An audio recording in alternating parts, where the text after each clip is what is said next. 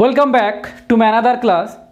আজকে ক্লাসে আমরা শিখব আমার এই বইয়ের 67 number structure do plus subject plus like to plus V1। Do plus subject plus like to plus V1। Do দিয়ে কিভাবে প্রশ্ন করতে হয়, ডু লাইক টু কিভাবে প্রশ্ন করতে হয়, সাবজেক্ট কি থাকলে ডু দিয়ে প্রশ্ন করতে হয়, সাবজেক্ট কি থাকলে ডু দিয়ে প্রশ্ন করতে হয়, সাবজেক্ট যখন আই উই ইউ দে থাকে তখন ডু দিয়ে প্রশ্ন করতে হয়, সাবজেক্ট যখন আই উই ইউ দে থাকে তখন ডু দিয়ে প্রশ্ন করতে হয়। আমরা বলি তুমি কি যেতে পছন্দ করো, তুমি কি আসতে পছন্দ করো, আমি কি যেতে পছন্দ করি, আমরা কি আসতে পছন্দ করি, আমরা কি রান্না করতে পছন্দ করি, আমরা কি দেখতে পছন্দ করি। এই কথাগুলো বলবো, কিন্তু এই কথাগুলো কিভাবে বলবো? এই কথাগুলো যখন আমরা বলতে যাব তখন আমাদের প্রথমে ডু আসবে, তারপর সাবজেক্ট আসবে, তারপর লাইক টু আসবে, তারপর ভার্বের মেন ফর্মটা চলে আসবে। তাহলে ডুটা আমরা কখন বলবো? সাবজেক্ট যখন আই উই ইউ দে বা অনেকজন থাকে তখন আমাদের ডু দিয়ে বলতে হবে। ডু অনেকজন থাকলে তখন আমাদের ডু দিয়ে বলতে হবে। এবার এক্সাম্পল বলি, তুমি কি যেতে পছন্দ করো, তুমি কি যেতে পছন্দ করো, তাহলে ডু, যেহেতু ইউ সাবজেক্ট, ইউ সাবজেক্ট যদি ইউ থাকে তাহলে ডু দিয়ে প্রশ্ন করতে হবে, সাবজেক্ট যদি ইউ থাকে তাহলে ডু দিয়ে প্রশ্ন করতে হবে। তাহলে ডু ইউ, তারপর লাইক টু, তারপর ভার্বের main form go. Do you like to go, তুমি কি যেতে পছন্দ করো, ডু ইউ লাইক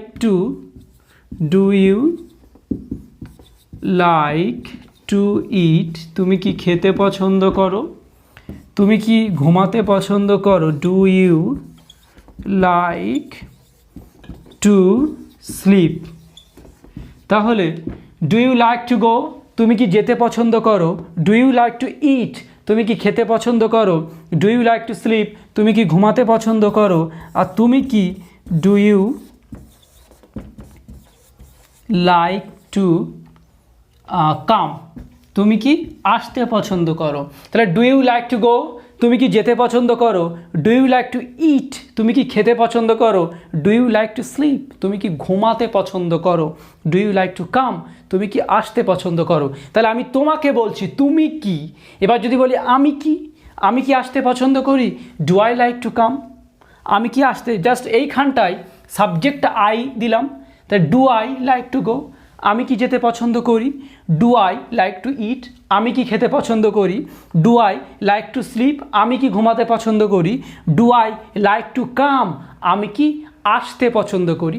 সাবজেক্ট আরও চেঞ্জ করলাম, দে দিলাম, দে, সাবজেক্টটা দে, তাহলে আই উই ইউ দে থাকলে ডু দিয়ে প্রশ্ন করতে হয়।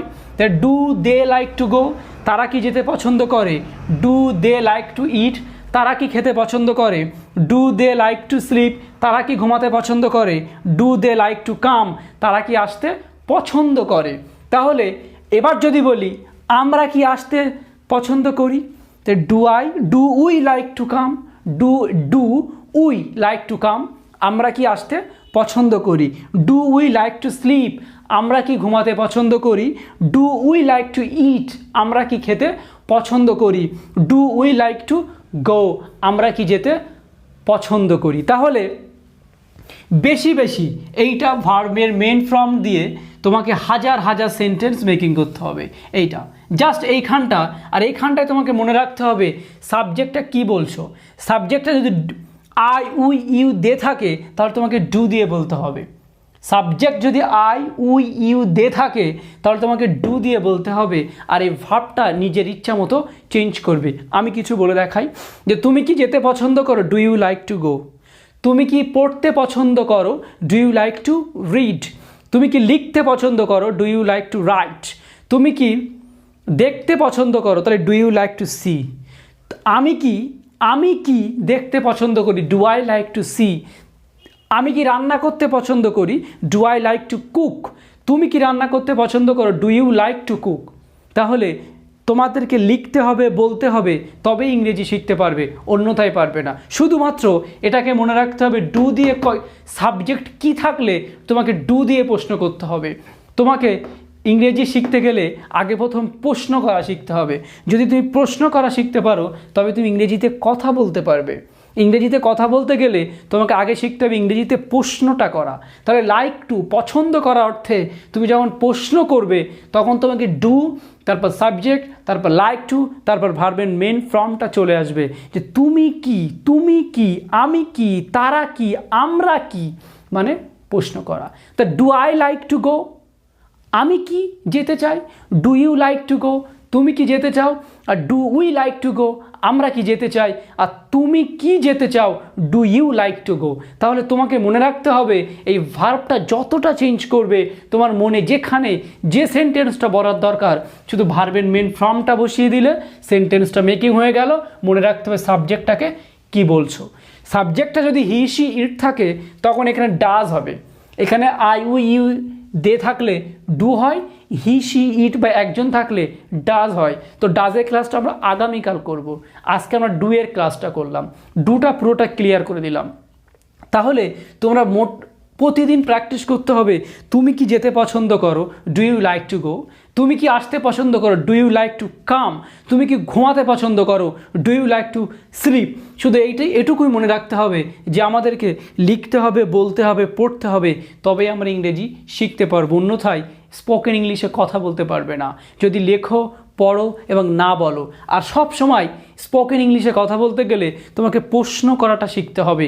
প্রশ্নটা একটা ভীষণ বড় টাপ স্পোকেন ইংলিশে, যে আমি কীভাবে প্রশ্নটা করব। আমার ভিডিওটাতে প্রত্যেকটা প্রশ্ন করা থেকে শুরু করে সব ভিডিওটা একদম দারুণভাবে দেওয়া আছে। 1 to, need to, like to, এরপরে লাভ টু। প্রত্যেকটা ভিডিওতে গিয়ে ভিজিট করো, প্রত্যেকটা ভিডিও দেখতে পাবে। আশা করি আমার ভিডিওগুলোকে প্রতিদিন কন্টিনিউ দেখলে তুমি অনায়াসে 6 মাসের মধ্যে ইংরেজি শিখতে পারবে, আমি প্রমিস করলাম। আর যারা এরকম স্ট্রাকচার শিখে আরও হাজার সেন্টেন্স মেকিং করতে চাও তারা এই বইটা অর্ডার করতে পারো। এই বইটাতে 300টা স্ট্রাকচার আছে যেটা দিয়ে তুমি হাজার সেন্টেন্স মেকিং করতে পারবে। ইজি কনভারসেশন আছে, তুমি কিভাবে কনভারসেশন করবে, কিভাবে প্রশ্ন করতে হয় ইংরেজিতে সেটা এর ভিতরে দেওয়া আছে। এর ভিতরে মনোলগ দেওয়া আছে, এর ভিতরে দেওয়া আছে একটা ভার্বের 5টা ফর্ম দিয়ে তুমি কিভাবে হাজার সেন্টেন্স মেকিং করতে পারবে। শুধুমাত্র তোমাকে জেদ করতে হবে আমি নিজে ইংরেজি শিখব, নিজে ইংরেজি বলবো, নিজেই অন্যের সাথে আমি নিজেকে প্রমাণ করব যে আমি ইংরেজিতে কথা বলতে পারি। Thank you very much.